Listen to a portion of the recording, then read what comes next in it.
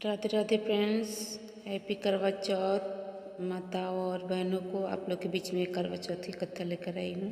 एक साहूकार था, उसके 7 बेटे थे, एक बेटी थी। सातों भाइयों की एक प्यारी बहन थी। वो बहुत अपने बहन से प्यार करते थे। एक दिन कार्तिक की करवा चौथ आया। उसकी बहन ने करवा चौथ का व्रत रखा। सारा भाई भोजन करने आया और बोले बहन से कि तुम भी आओ बहन, साथ में बैठकर खाना खा लेते हैं। तो माँ बोली आज ये खाना नहीं खाएगी, उसकी करवा चौथ का व्रत है, जब चांद निकलेगा तभी खाना खाएगी।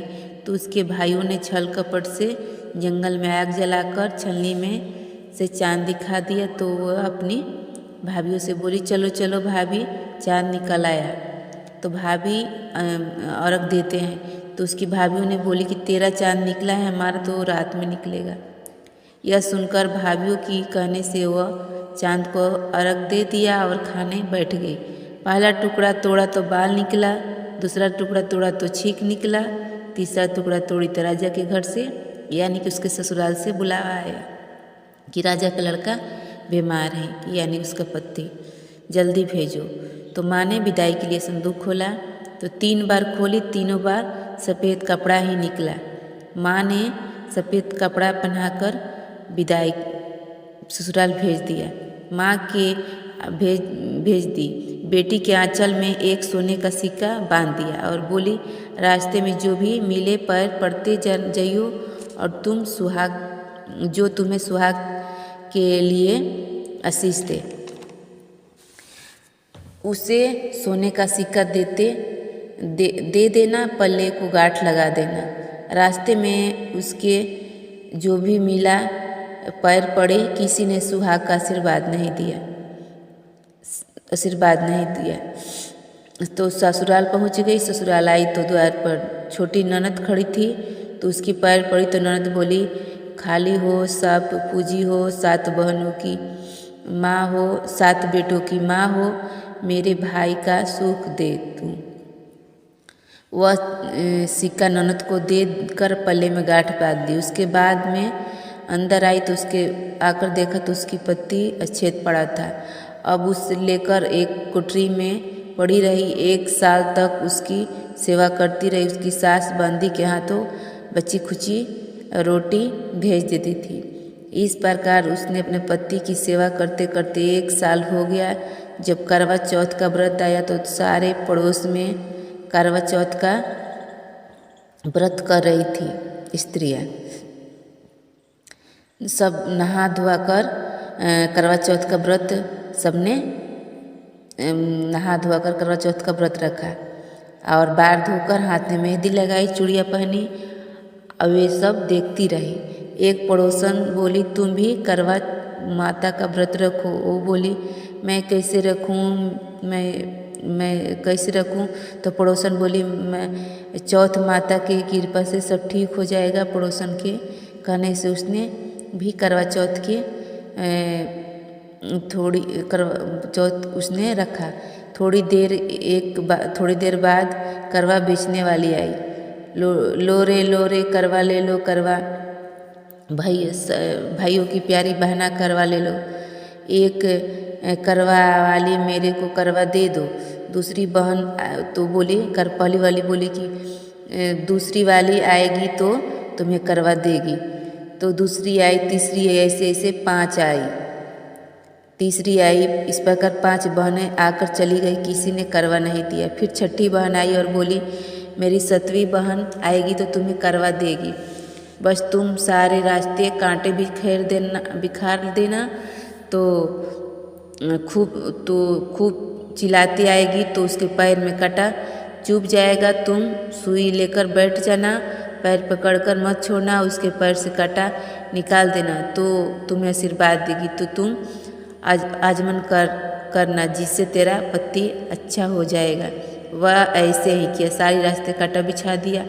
जब करवे लेकर आई तो खूब चिल्लाते हुए आई। उसके पैर में कांटा चुभ गया तो उसने उसका पैर पकड़ लिया और कांटा निकाल तो उसने आशीर्वाद दिया।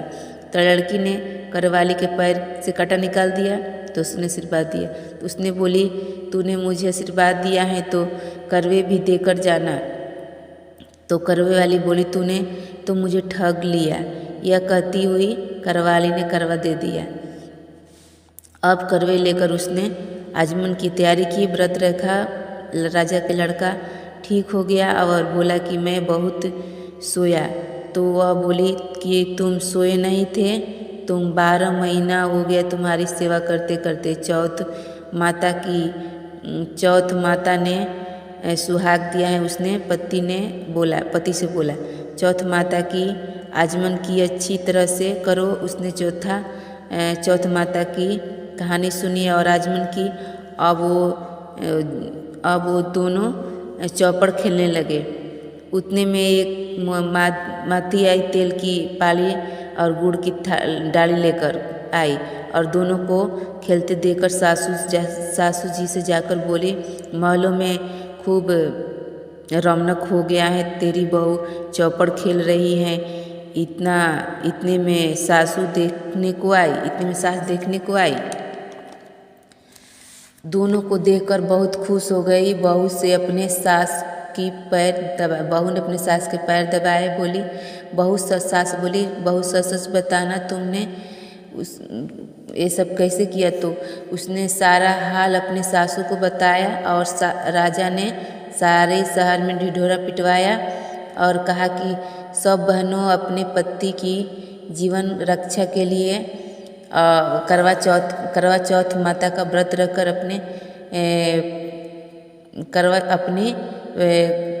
पहले करवा चौथ को अपने मायके में पीहर में जाकर मनाए। पहला करवा चौथ अपने मायके में आचमन कर उठाए, मायके से ही उठाए पहला करवा चौथ